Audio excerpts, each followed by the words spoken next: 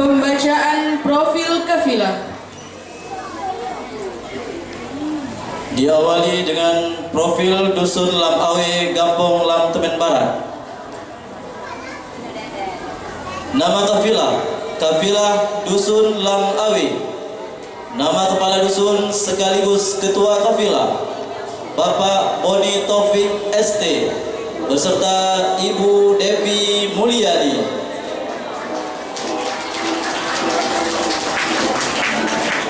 Dengan luas wilayah kurang lebih 17 hektar, jumlah penduduk 1.312 jiwa, jumlah kakak kurang lebih 305 kakak, jumlah peserta 22 peserta, terdiri dari 12 laki-laki dan 10 perempuan.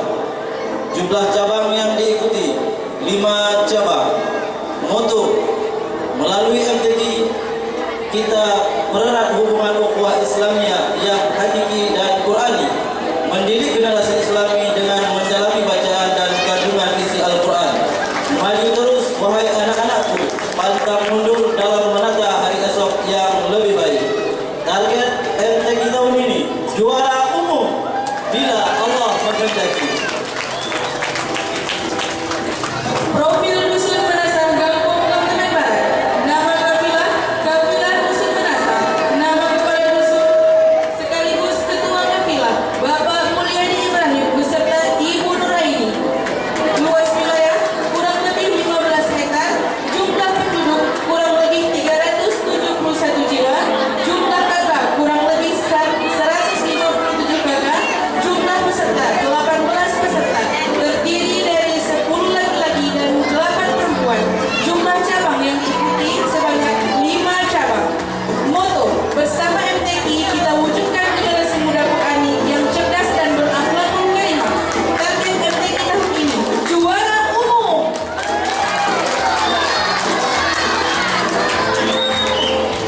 Profil Dusun Poslam, Gampong Lam Temen Barat. Nama kafilah, Kafilah Dusun Poslam. Nama kepala dusun sekaligus ketua kafilah, Bapak Haji Afrizal SE MSI beserta Ibu Hajah Neti Dani Afrida SE MSI.